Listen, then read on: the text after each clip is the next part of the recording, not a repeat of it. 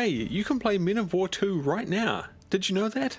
If not, now you do, so go get it on Steam for free for the next few days. Still no word on the final release date. Hopefully there's not too much longer to wait now. Going off the state of this multiplayer tech test, I'd say that's pretty likely.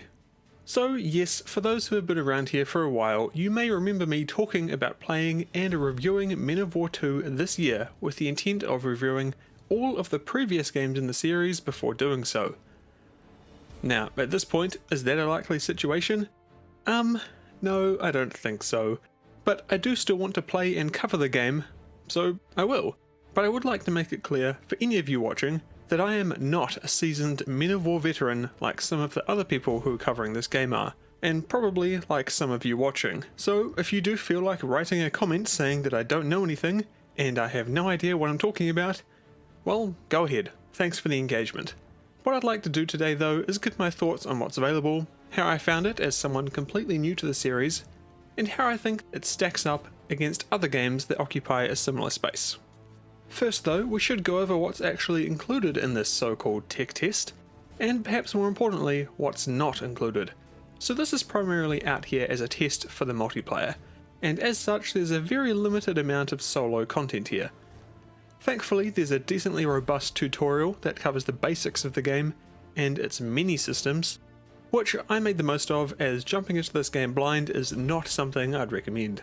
Beyond that, there's of course PvP, and there are AI players that are available too, and there is a way to play solo with AI only if you create a lobby, set a password, and fill the slots with computer players.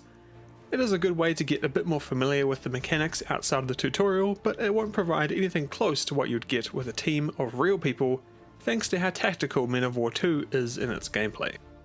Now, if you're still watching, I'm going to assume that you, like me, aren't super experienced with Men of War. Either that, or you're a veteran who is just interested to see what a noob like me has to say about your favourite series. Regardless, if you fall into that first camp, then there is a bit of history with Men of War that you might find interesting here. I certainly did. This came up from me researching the series in preparation for the full release of Men of War 2.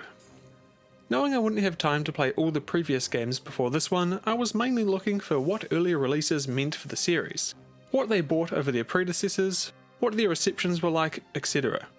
And also why Men of War 1 came out like 15 years ago, but it's only now that we're getting Men of War 2, despite there being like half a dozen releases or something in the series between now and then. I discovered that over the years, Men of War as a series has been worked on by different developers, primarily two, Best Way and Digital Mind Soft, as well as a couple of others. In the early years they did work on games together, the main one being of course the original Men of War. DMS went on to create many of its sequels, including Assault Squad and Assault Squad 2 in the early 2010s, while Best Way created the now discontinued and more recent Men of War 2 Arena and the original GEM engine used to power the series. They also worked on a Soviet-era role-playing game, which was unfortunately cancelled due to publisher 1C pulling out of the project, as 1C is a Russian publisher and Best Way is a Ukrainian developer, and this was 2013. Glory to Ukraine, by the way. 1C held the rights to the Men of War series and had published its game since day one, and since Digital Mind Soft is a German company, they were happy to continue working with them. And, as such, during the middle of the 2010s, after Best Way had been cut loose, DMS continued with the series and released Assault Squad 2 Men of War Origins. Wait, what? What the hell is this? This is not Men of War Assault Squad 2, it's actually a remake of the original Men of War packaged as DLC for Men of War Assault Squad 2. Oh man, so weird. Anyway, wrapping this tangent up, 1C's Polish arm, 1C Entertainment, was actually acquired by Tencent a couple of years back, so now they're separate from their parent company, 1C Company, who published the original Men of War, and all of its sequels. And it looks like that 1C Entertainment took 1C Company's gaming IP with them. 1C Entertainment is now Fulcrum Games, they're publishing Men of War 2, which is being developed solely by Ukrainian developer Best Way, co-creators of the original Men of War. Oh, and DMS, the other co-creators, developed and self-published Call to Arms, a spiritual successor which they call the true successor to Men of War. Okay, confused yet? I certainly was, and am to be honest. I'll probably give this more of a deep dive in my full review, but for now, let's just move on and talk about the game. We've been here for long enough. Right, so what we have in front of us today, what do I think of it? As someone who's new to the series, what Men of War 2 offers is pretty unique, and it's not something that I have really experienced with any other game. I've always had in my head that the series was similar to like Company of Heroes, but besides the setting and the occupation of the strategy genre, they're really not that similar at all. Unlike COH, there's no base building, no resource gathering, and there's no need to control tons of units or formations.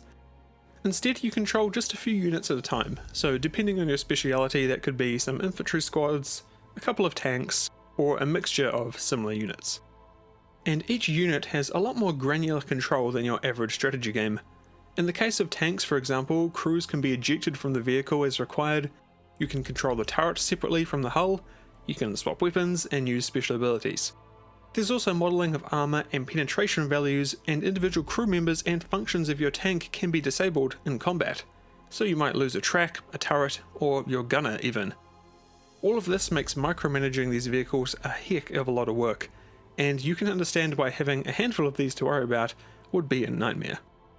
Infantry are similar, with controls for stances, positioning, cover, grenades, weapons, etc., and you can use them to deploy mines, barbed wire, dig trenches, that kind of stuff. Your units are requisitioned through the echelon system. There are 3 echelons of units available to you, with each getting progressively stronger and more expensive. These come online as the game develops, and each unit has a certain number of them available to you. So resources are finite and you need to use them smartly, lest you end up with no units left and a game timer that's got a third to go. The headlining feature of Men of War 2, and undoubtedly the most iconic one for the series, is the ability to take direct control of any unit under your command. And there's multiple ways to control them once you enter this mode. You can remain in a sort of bird's eye view, with the standard 3D camera being available to you, and WASD controlling movement like an arcade shooter from the 2000s, or you can enter third person mode, where the game transforms into a sort of janky version of something like Arma. It's not perfect, and some things could use some work, but it's pretty unique and an awesome way to get into the thick of the action, because it makes you feel like you're making a real difference in the battlefield. Because you are. Controlling a tank this way, for example, might open up shots that you weren't comfortable with the AI attempting in the standard view, or allow your units to really pull their weight in a way that it simply wouldn't be able to do if it was left to its own devices. I know this is a staple mechanic for the series, and I can't compare it here to how it functions in previous games, but for me this is super cool. Overall, the gameplay is interesting because units feel so vulnerable. A well-placed shot will take out even the strongest of vehicles, and infantry will get absolutely minced if you put them in the wrong position. I will say the experience is not one for the faint of heart. It's very unforgiving, and there's a lot to wrap your head around if you're lacking experience. It does make the whole thing feel very fast-paced, and I'm not quite sure if that's something I like just yet. I will say though that once you do figure things out a bit, it's really satisfying. I was playing a 4v4 multiplayer match with 7 other people in a territory control game mode, basically 2 teams pushing for land control over 30 minutes, and I had a bloody good time. It was tense, strategic, and very rewarding.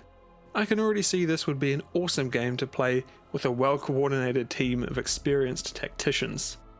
Obviously, we don't have a ton to go off yet. This is a multiplayer-only tech test after all, and I'm still waiting to see what kind of single-player offering the game will bring, as that's mainly what I'm interested in.